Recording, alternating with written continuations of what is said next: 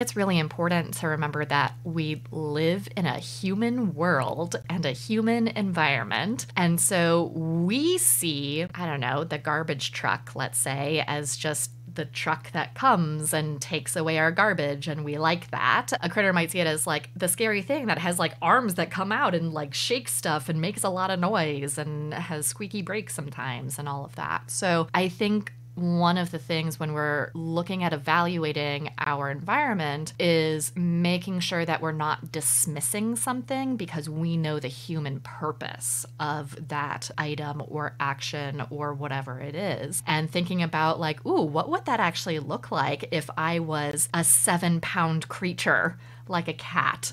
What would that look like if my eyesight was different? What would that sound like if my hearing was different? And so on and so forth. And so when you're evaluating your environment, make sure that, again, you're looking through your pet's senses and recognizing that behavior is information.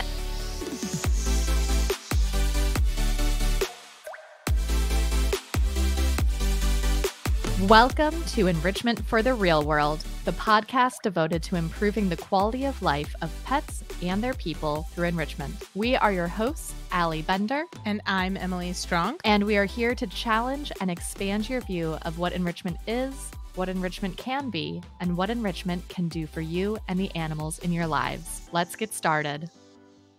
Thank you for joining us for today's episode of Enrichment for the Real World. And I want to thank you for rating, reviewing, and subscribing wherever you listen to podcasts. Last week, we heard from Katina Jones, and one of the topics we discussed was building a better relationship with your cat. This week, we're going to dive further into evaluating your environment for behavioral impact and talk about implementation with the animals in your life. In this implementation episode, Emily and I talk about how our pet senses are not necessarily better or worse than ours, just different. Bunny bathroom habits, a story you've probably heard before, but I always love hearing it from Emily, and Big Boy Oso fitting under my desk. Environment is something that we've talked a lot about in some various capacity in past interviews and past implementation episodes, but I'm really excited to dive in further today about how environment impacts behavior. Yeah, it's funny how we're 2 years into this podcast and we have talked about a lot of these things multiple times, and yet there's always more to say about them because there are so many facets of enrichment and even very specific parts of enrichment like environmental enrichment or looking at the environment, that there's always more to think about, more to discuss, more to improve. So yeah, we'll just be here forever, apparently. Like the podcast will just live forever. That was, I feel like you just like shackled me to this. Like this is now, let's be real, that's how you've done my entire life. I shackled you back in 2015. It's true. It's true. Apparently I'm now doing this podcast forever. That's okay. I like it. I was like, get in, loser. We're going businessing together. We're going business. I wasn't sure how to make that movie quote apply to us, but I like it. We're going on a life journey together, essentially. Get in, loser. We're going on a lifelong journey. That really softens the line, though.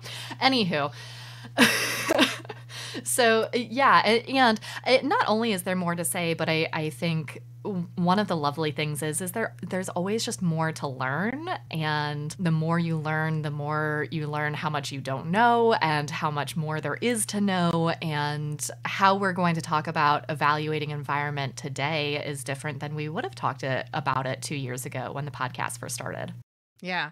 And also, the more you realize you don't know, the more exciting that becomes instead of feeling discouraging or overwhelming. So that's a sign of growth too. So we're like 2 years in and now we're like, look at all the stuff we don't know. Isn't this great? Thanks for listening to us talk about things that we don't know. So, getting back into environment.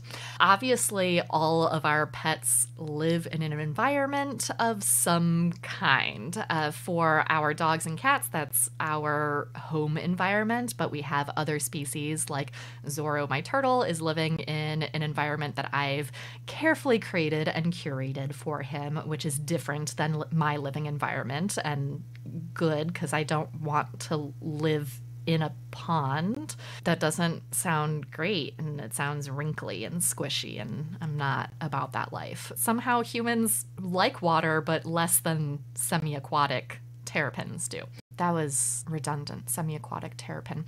Regardless, is it gonna ignore that entire rabbit hole? It's been a hot minute since I've looked up what defines a terrapin. Anywho, so obviously environment is a thing for all of our pets. And when we're talking about what impacts behavior, environment is a really big part of that. One of the hard things for all of us, professionals included, is that there's so much that goes into the environment. It's such a huge category that when we're talking about evaluating your environment for behavioral impact, there's just a whole lot to think about when it comes to that. So that's really what we want to talk about today, is just where should we start thinking about those things? Yeah. And the first category, if I may. You may not. I hated it. I love that you hated it. The first category is talking about non-human senses and how they are different than human senses.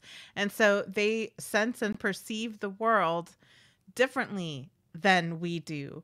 Birds can see a much broader color spectrum than us. So what looks like a pretty drab object to us might look dazzling to a bird.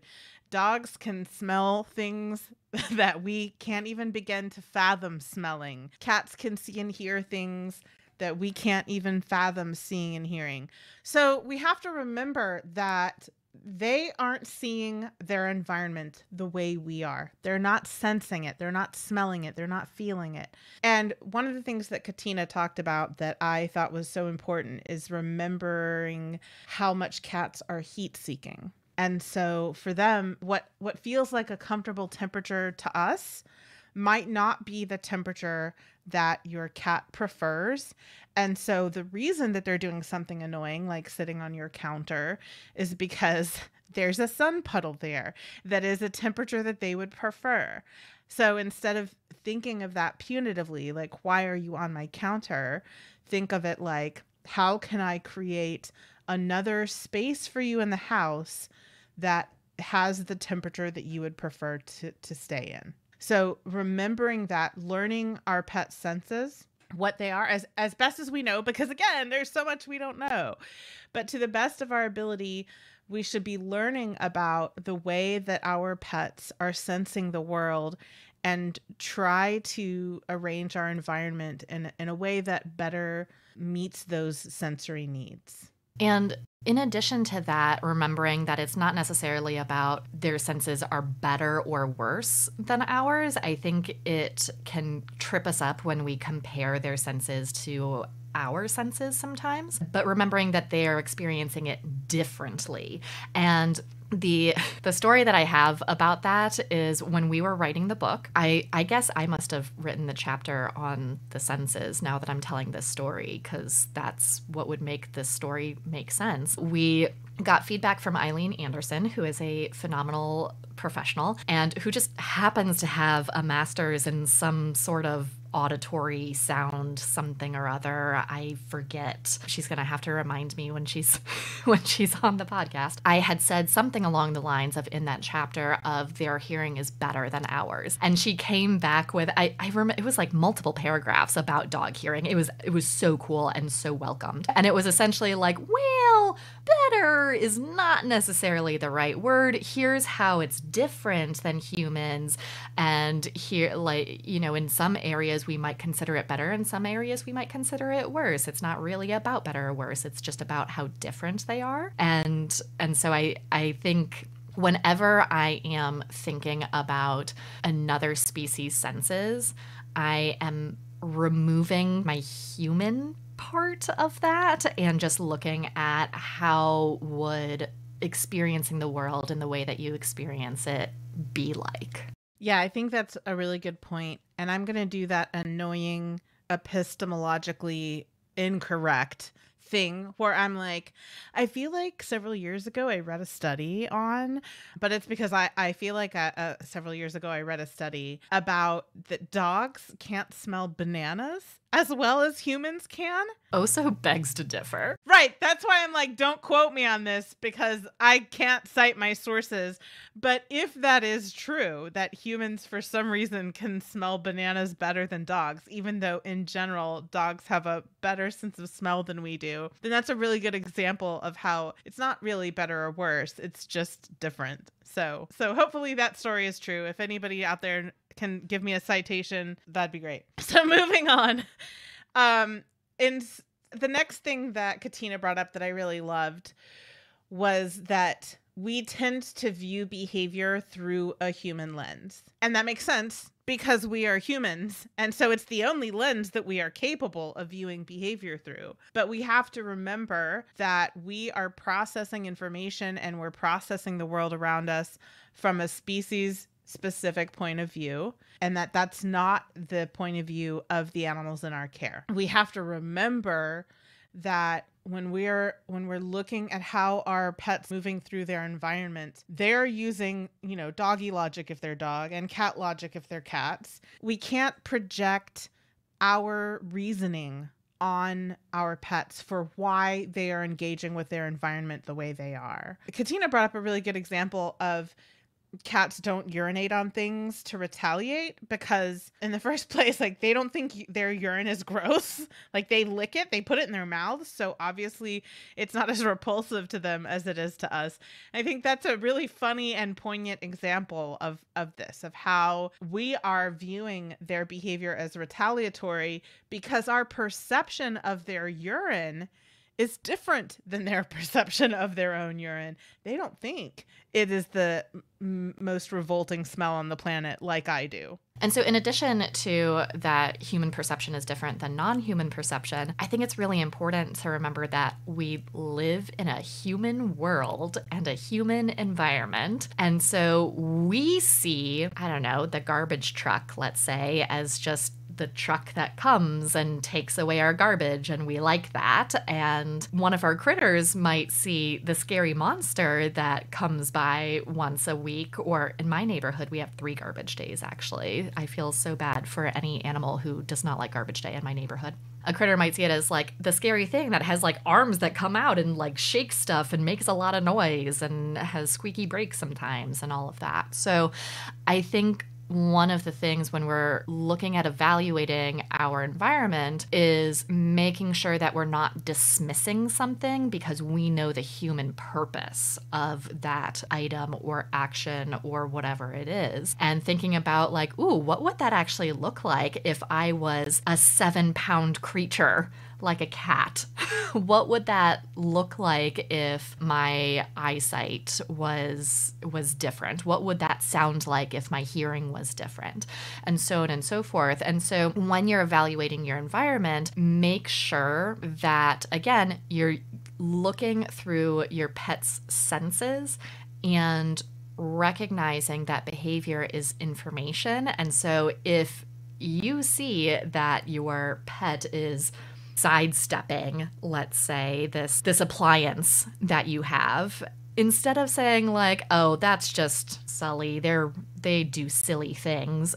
Sully does silly things. Yeah, okay.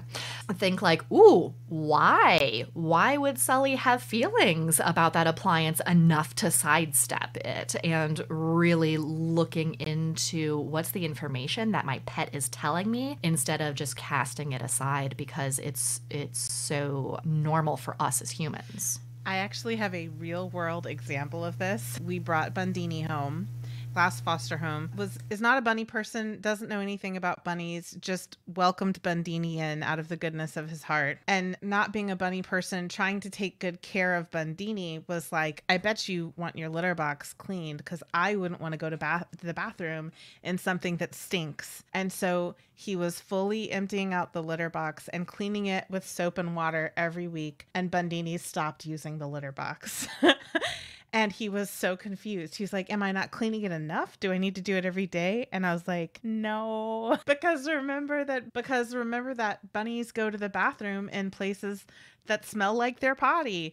And so washing it out with something like soap is not going to make it welcoming. So I had to get a totally new litter box and put some of his, poop and smelly things into the new litter box. And fortunately, Bundini started using that new litter box. So I had a very real world experience of just cleaning out that litter box with soap and water is the comfortable and clean and kind thing to do.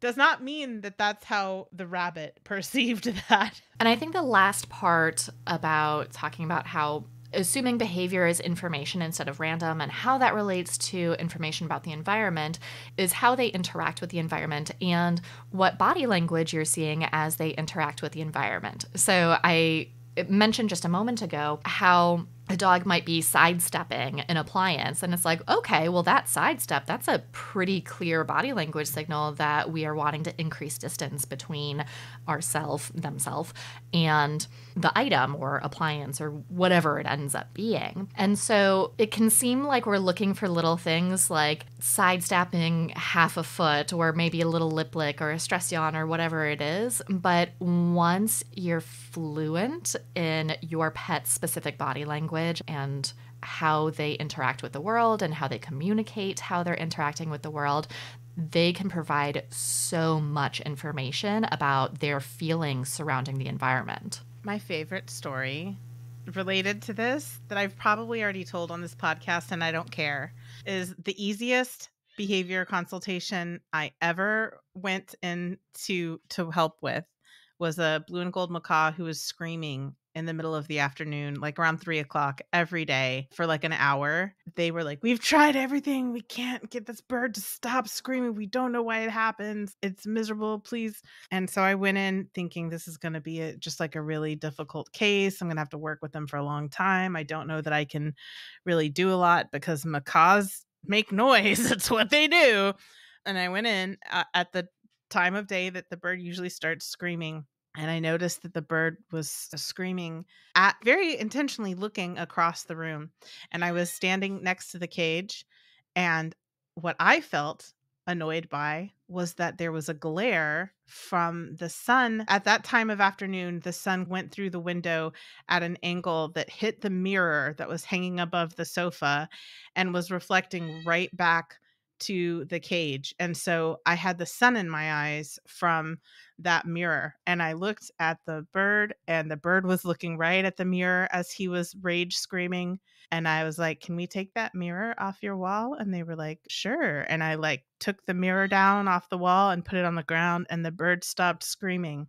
And they thought I was magical. And I was like, no, I'm just observing your animal interacting with your environment. Easiest consultation I've ever done. But it's a really good example of watching what the animal is caring about and putting the puzzle pieces together. And I think that's a perfect segue into our last point for today about how do you troubleshoot your environment. So if you have an inkling that the environment is having a behavioral impact, what do we do about this? How do we determine this? And one of the things that you just illustrated so well with that story, and I love that story, I never get sick of hearing it, like I just love that story so much, is the trial and eval aspect of it, of being like, is that a thing? I don't know, let's try it. Because at the end of the day, especially because their senses are different than ours and they're experiencing the world differently, we're taking educated guesses about a lot of this stuff. And so it's like, cool, let's try it. Let's see what happens. Yeah, and it also really speaks to what we were talking about earlier about the human perception versus non-human perception. Because for me, I'm like, oh, the sun is reflecting in the mirror, and that's annoying, but I know what it is, and I know that the sun's gonna go down and eventually it's gonna go away, and so I can just move away from it. We don't know that the macaw has that understanding that this is happening because it's midday and the sun comes through the window and is reflecting off of the mirror.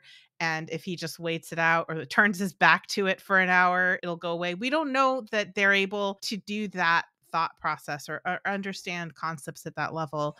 And so it would be incredibly distressing if every day at the same time of day something really miserable happened and you didn't know why and you couldn't control it. I would also scream. So looking at it from the bird's point of view is, yeah, you're handling it in a really reasonable way considering that it's miserable and you don't know how to make it stop.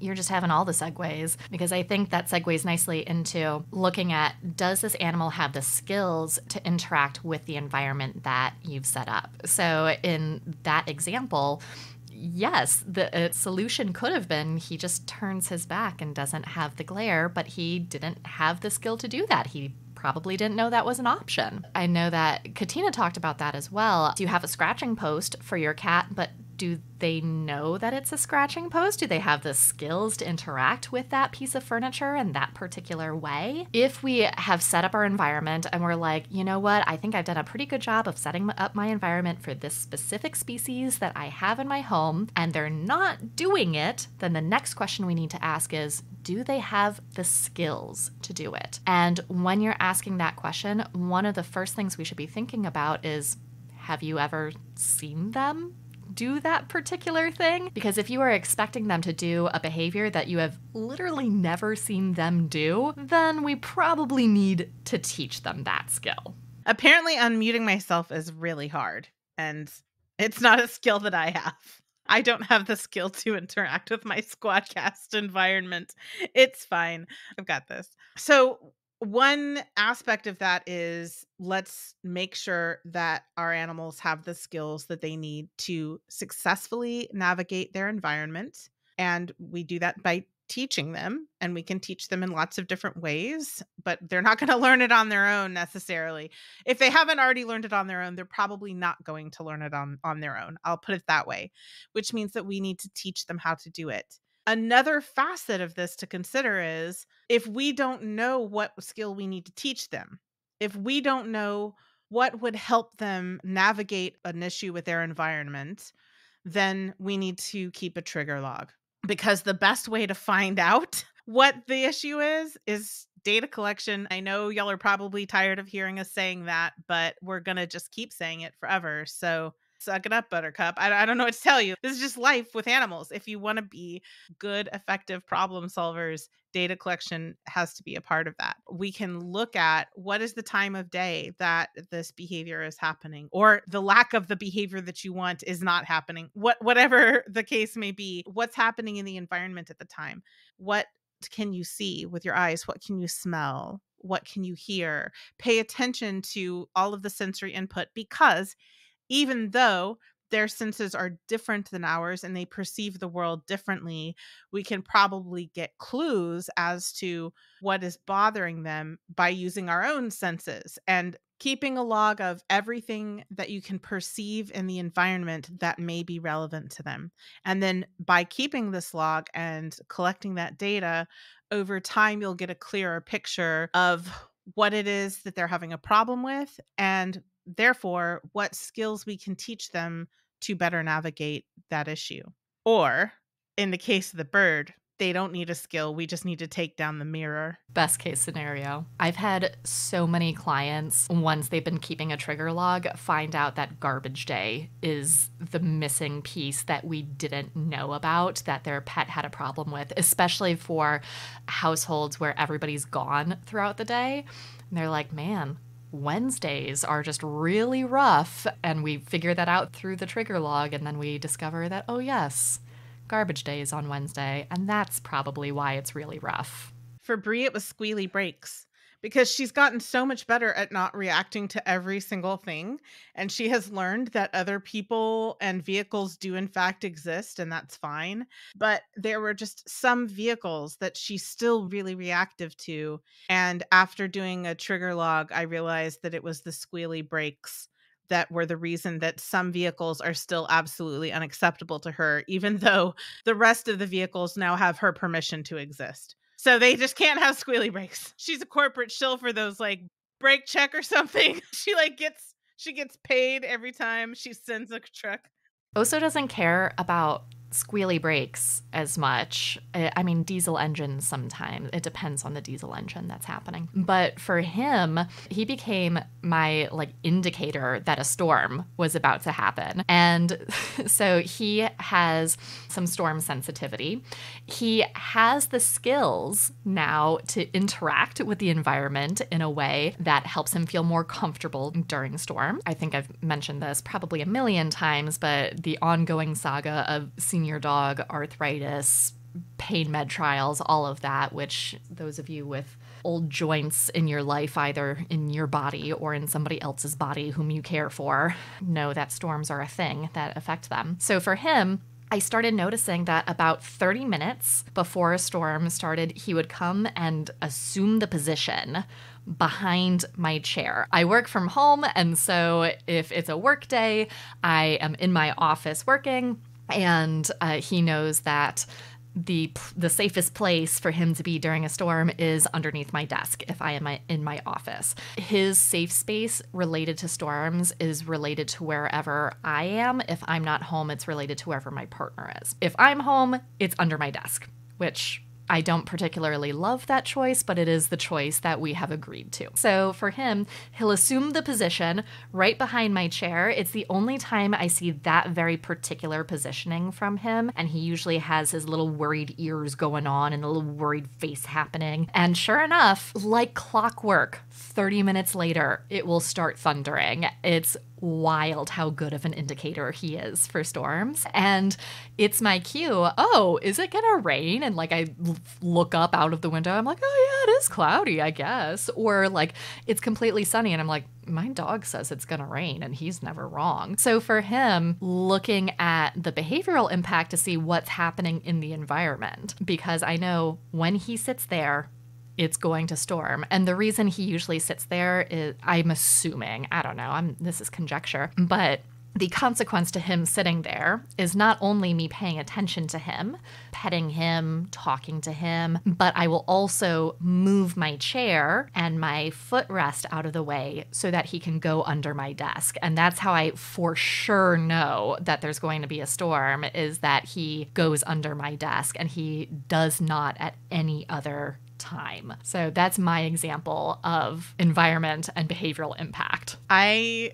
need a photo of big boy Oso scrooched into that small space under your desk. I probably have one. I'm sure I do. I'll have to see if I can find one. If I fits, I sits. Yes, because he just likes confinement when he's uncomfortable, and yeah, I get it. The best way to do that is to be under my desk. Yes, absolutely. Lucky for him, I usually sit cross-legged at my desk, so he's not in the way. But anywho, okay, so today we talked about how to evaluate your environment for behavioral impact, and that includes remembering that your pet's senses are different than yours, not necessarily better or worse, just different. It also means assuming that behavior is information instead of just random happenings, and with that, you can then troubleshoot your environment to ask yourself, do they have the skills to interact in the way that I'm hoping they will? And if we need more information, we can always do a trigger log. Next week, we will be talking to Kim Rose about what behavior consulting can learn from nutrition. Thank you for listening. You can find us at petharmonytraining.com and at Pet Harmony Training on Facebook and Instagram, and also at Pet Harmony Pro on Instagram for those of you who are behavior professionals. As always, links to everything we discussed in this episode are in the show notes, and a reminder to please rate, review, and subscribe wherever you listen to podcasts. A special thank you to Ellen Yoakum for editing this episode. Our intro music is from Penguin Music on Pixabay. Thank you for listening and happy training.